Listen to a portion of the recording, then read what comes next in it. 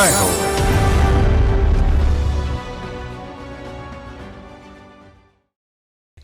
నమస్కారం. సామాన్యుల అసమాన గాథల సమాహారం ఈటీవీ జయహోకు స్వాగతం. తమిళనాట ఆమెది మధ్యతరగతి కుటుంబం. స్వయం కృషితో ఉన్నతంగా ఎదిగిన నేపథ్యం. అణుభౌతిక శాస్త్రం చదివి పెద్ద రోగాలకే చికిత్స చేశారు. శ్రమను దోచుకునే దురన్యాయాలు, లింగ వివక్ష చూశాక తన దృక్పథం మారాయి. ఆమె బాలకార్మిక వ్యవస్థ నిర్మూలనకు ఓ నమూనా సృష్టించారు. ఉపాధి కల్పనతో మహిళల జీవితాలకు వెలుగయ్యారు. ఇక గుజరాత్లో ఓ విశ్రాంత అధికారి 7 పదుల వయసులో సామాజిక శ్రేయస్సుకు అహరహం కృషి చేస్తున్నారు. విభిన్న ప్రేరణా కథనాల జైహో మీకోసం.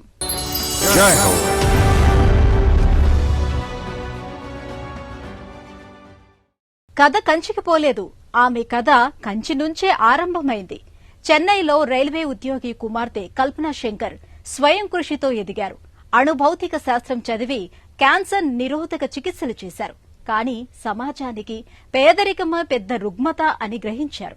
2004లో హ్యాండ్ ఇన్ హ్యాండ్ ఇండియా సహ వ్యవస్థాపకురాలై కాంచీపురంలో వేలాది బాలలకు వెట్టి చాకిరీ తప్పించారు. రుణాలిప్పించి లక్షలాది స్వయం సహాయ మహిళలకు ఉపాధి చూపారు.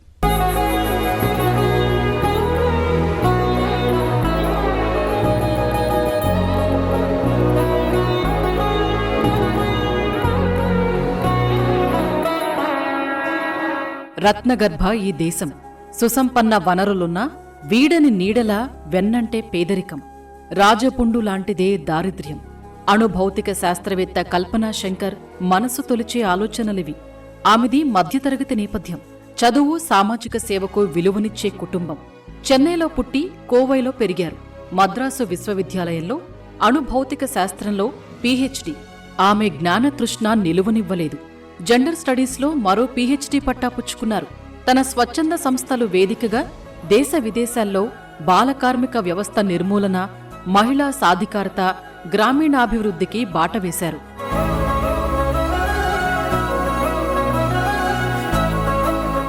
I'm the chairperson of Hand in Hand India. నేను హ్యాండ్ ఇన్ హ్యాండ్ ఇండియా అనే స్వచ్ఛంద సంస్థ చైర్పర్సన్ ని, అలాగే బెల్స్టార్ మైక్రో ఫైనాన్స్ సంస్థ ఎండీని కూడా. ఇంకా చెప్పాలంటే నేను శాస్త్రవేత్తను. న్యూక్లియర్ ఫిజిక్స్ లో పీహెచ్డీ అయ్యింది. మద్రాసు ప్రెసిడెన్సీ కళాశాల ప్రయోగశాలలో థీసిస్ సమర్పణ నాకు గొప్ప అనుభూతి. ఎందుకంటే మన దేశ నోబెల్ బహుమతి గ్రహీతలు సర్ సివి రామన్, సుబ్రహ్మణ్యన్ చంద్రశేఖర్ ఈ దిగ్గజాలిద్దరూ తమ పరిశోధన పత్రాలు సమర్పించిన ప్రయోగశాల థీసిస్ అదే ల్యాబ్ లో தான் డిఫెండ్ பண்ணாங்க. కోవైలో పెరిగిన ముగ్గురు అక్క చెల్లెళ్లలో కల్పన పెద్ద. రైల్వే ఉద్యోగిగా పనిచేసిన తండ్రి తనయకు స్ఫూర్తిదాత. ఆయన తన కుమార్తెలను చదువులో ఎంతో ప్రోత్సహించారు. ఓ ఐఏఎస్ అధికారితో కల్పన వివాహమైంది. ఆయన కోయంబత్తూర్లో పనిచేస్తుండగా సమస్యలతో వచ్చే సందర్శకులతో మాట్లాడినప్పుడు వారి సమస్యలు తెలిసాయి. ఆ సమయంలోనే రెడ్ క్రాస్లో పనిచేయడంతో సామాజిక అవగాహన విస్తృతమైంది. అప్ప పేరు దండపాణి, అవరు రైల్వేలో. మా నాన్న దండపాణి, రైల్వేలో పనిచేశారు. మా అమ్మ విజయలక్ష్మి. మా తోబుట్టువులలో నేనే పెద్ద.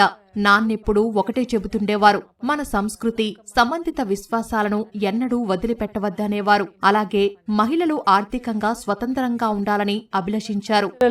వాల్యూస్ ఎல்லாம் విட வேண்டாம், but at the same time நீங்க you should be financially independent అని சொல்லிட்டு. తమిళనాడు మహిళా అభివృద్ధి సంస్థలో పనిచేయడంతో డాక్టర్ కల్పన కెరీర్ ఆరంభమైంది.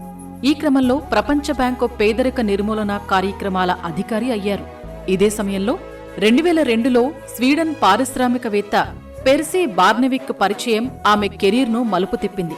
ఆయన మార్గదర్శనంలో కల్పన వ్యవస్థాపకురాలుగా 2004లో కంచి కేంద్రంగా హ్యాండ్ ఇన్ హ్యాండ్ ఇండియా స్వచ్ఛంద సంస్థ ప్రారంభమైంది. ఉభయులు కంచిలో బాలకార్మికుల విముక్తికి పనిచేశారు.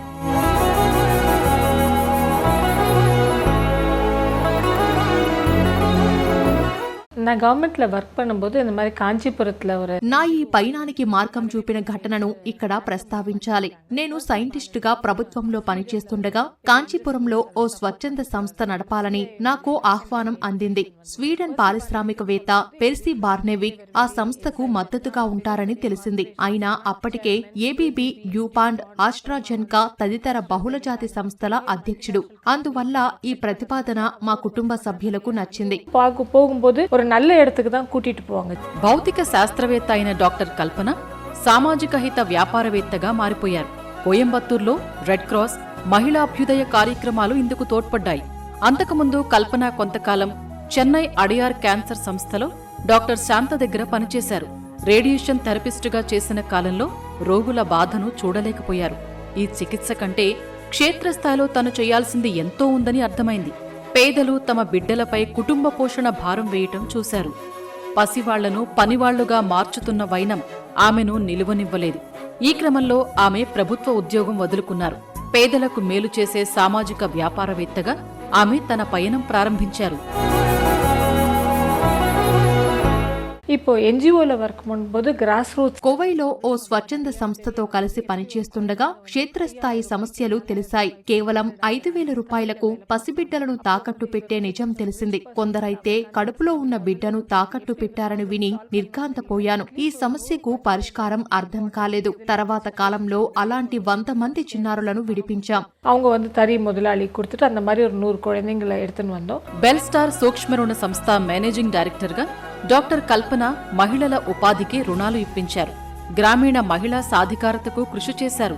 తను స్థాపించిన సూక్ష్మ రుణ సంస్థను పేదరిక నిర్మూలనా మిషన్తో అనుసంధానించి స్థిరమైన వ్యాపార నమూనాను ఆవిష్కరించారు.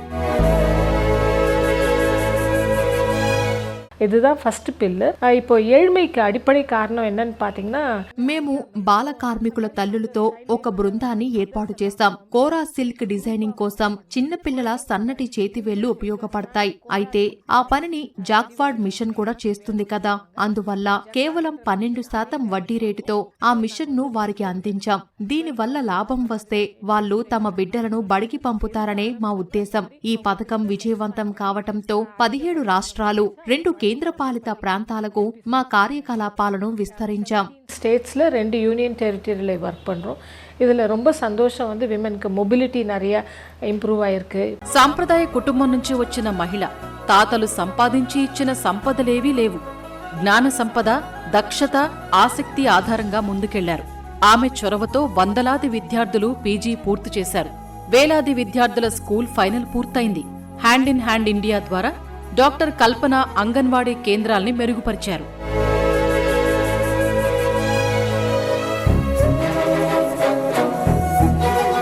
కిటతట 500 పీపుల్. మేము సాయం అందించిన మాతృమూర్తుల బిడ్డల్లో సుమారు 500 విద్యార్థులు పోస్ట్ గ్రాడ్యుయేషన్ పూర్తి చేశారు. బిడ్డలు 10th పాస్ అయితే ఆ అమ్మలకు ముందుగా ఓ ఆత్మవిశ్వాసం వస్తుంది. దాంతో వారు తమ పిల్లలను చదువులకు పంపేలా చూస్తారు. చైల్డ్ వెల్ఫేర్ కమిటీస్ సెట్ పన్ని. కోవిడ్ తర్వాత డాక్టర్ ఆమె తన స్వచ్ఛంద సంస్థ నేతృత్వంలో నైపుణ్య డిజిటల్ శిక్షణ అందించారు. ఇందువల్ల ఎందరెందరో జీవనోపాధి పొందారు. After the Covid and the skill. Covid వచ్చి వెళ్ళాక మేము నైపుణ్య శిక్షణ, డిజిటల్ శిక్షణ ఇచ్చాం. అందువల్ల వారు స్వతంత్ర జీవనం సాగిస్తున్నారు, సంపాదిస్తున్నారు. ఇది వారిలో ఆత్మవిశ్వాసం నింపుతుంది. ఇలా మేము క్రమంగా 1,00,00,000 మందికి ఉద్యోగాలు, ఉపాధి కల్పనను లక్ష్యంగా నిర్దేశించుకున్నాం. Jobs create పన్నాం. ఆమె 1.5 మిలియన్ల ఉద్యోగ అవకాశాలు సృష్టించారు. దారిద్ర్య నిర్మూలన పథకాలను విజయవంతంగా అమలు చేస్తున్న ఆమె కృషికి గుర్తింపు లభించింది. இந்த వర్క్ పన్నதுக்காக భారత ప్రభుత్వం నన్ను 3 జాతీయ పురస్కారాలతో సత్కరించింది. అంతేకాదు నాకు ప్రధానమంత్రిని కలిసే సువర్ణ అవకాశం లభించింది. ఇంకా నారీ శక్తి పురస్కార్ వచ్చింది. ఇంటర్నేషనల్ విమెన్స్ డే అన్నికి கொடுத்தாங்க.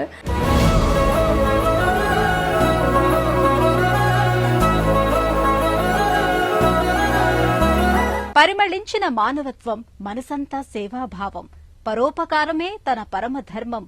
ఆయనది గుజరాత్ రాష్ట్రం. పేరు పంకజ్ చమన్లాల్ సేఠ్. స్వస్థలం జునాగఢ్. ఉద్యోగ విరమణ తర్వాత ఇప్పుడు అహ్మదాబాద్లో ఉంటూ సామాజిక సేవకు అంకితమయ్యారు. దివ్యాంగులు, ఒంటరి మనుషులు, ఏ జీవనాధారం లేని అభాగ్యుల ఆశాజ్యోతిగా నిలిచారు.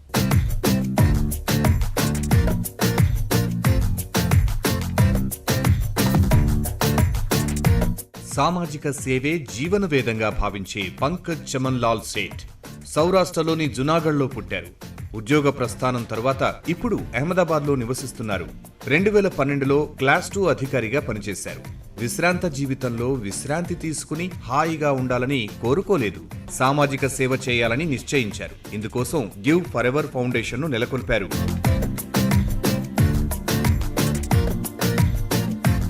मेरा नेटिव जूनागढ़ है और जूनागढ़ के నేను జూనాగఢ్ జిల్లా జెత్పూర్ తాలూకాలో పుట్టాను. అయినా కానీ జూనాగఢ్నే నా స్వస్థలంగా భావిస్తాను. గుజరాత్ ఏర్పడ్డాక 1960లో మా కుటుంబం అహ్మదాబాద్ వచ్చేసింది. నేను బీకాం ఎల్ఎల్బీ చేశాను. ప్రాక్టీస్ చేయలేదు, కానీ ప్రభుత్వోద్యోగంలో చేరాను. 2012లో ఉద్యోగ విరమణ చేశాను. मार्च 2012 को वही निवृत्ति के हिसाब से मैं निवृत्त हो गया. చమన్ లాల్ ముందుగా అల్ప సంతోషులైన చిన్నారుల సంతోషం కోసం పనిచేశారు. సంక్రాంతికి గాలి పతంగులు పంచిపెట్టడం తరహా కార్యక్రమాలతో ప్రజల్లోకి వెళ్లారు. తన గివ్ ఫరెవర్ ఫౌండేషన్ పక్షాన పిల్లలు, పెద్దలు, వినికిడిలేని పిల్లలు, దివ్యాంగులు, పేద పిల్లల కోసం సాంస్కృతిక కార్యక్రమాలు నిర్వహించారు. వారిని మల్టీప్లెక్స్లు, ఆహ్లాదం కోసం పార్కులకు తీసుకెళ్లేవారు.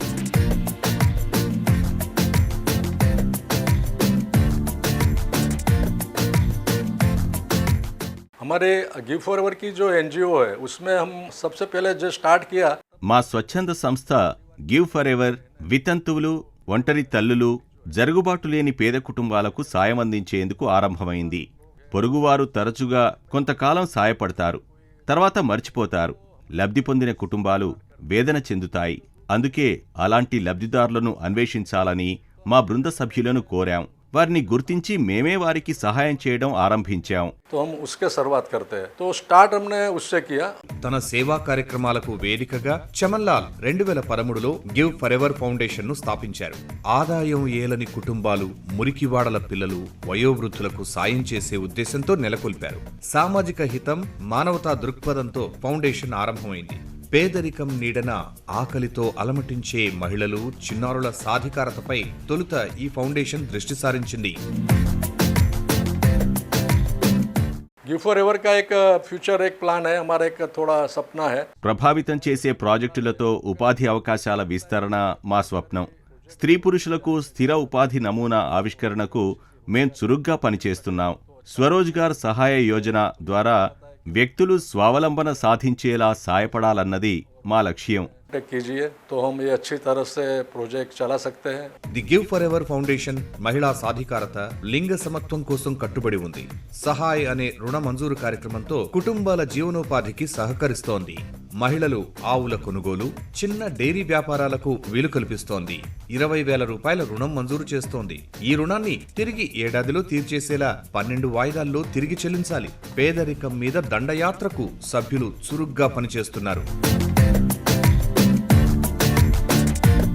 एक हमारा स्वरोजगार सहाय योजना है. मैं कब से చిరు వ్యాపారాల కోసం 5,000 నుంచి 30,000 రూపాయల వరకు రుణాలిచ్చే స్వయం ఉపాధి సహాయ పథకాన్ని ప్రారంభించాం.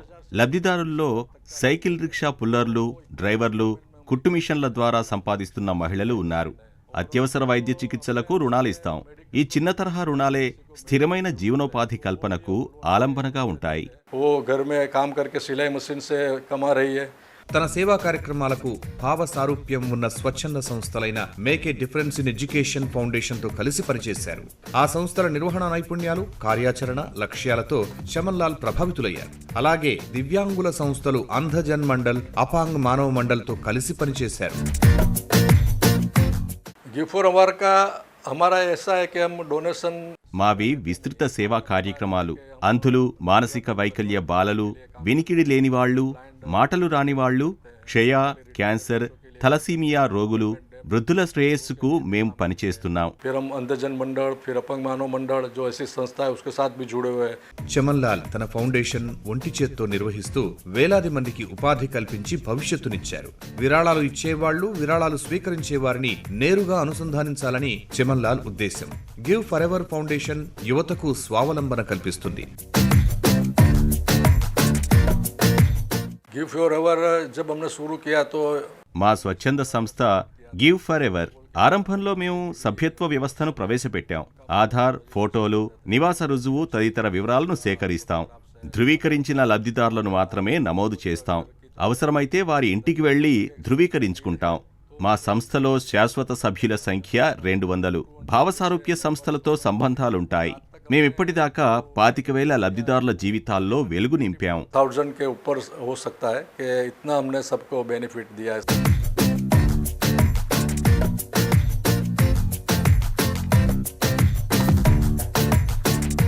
పేదరిక నిర్మూలనకు శ్రామిక మహిళా లోకాన్ని కదిలించి విజయపథంలో నడుపుతున్న కల్పనా శంకర్, ఆదరణ ఆసరా లేని అభాగ్యులకు ఆశాజ్యోతి పంకజ్ చమన్లాల్ ఉభయులు నిత్య స్ఫూర్తిదాతలు, పేదల పెన్నిధులు.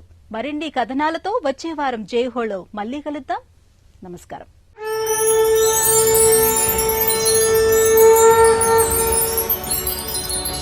జై హో.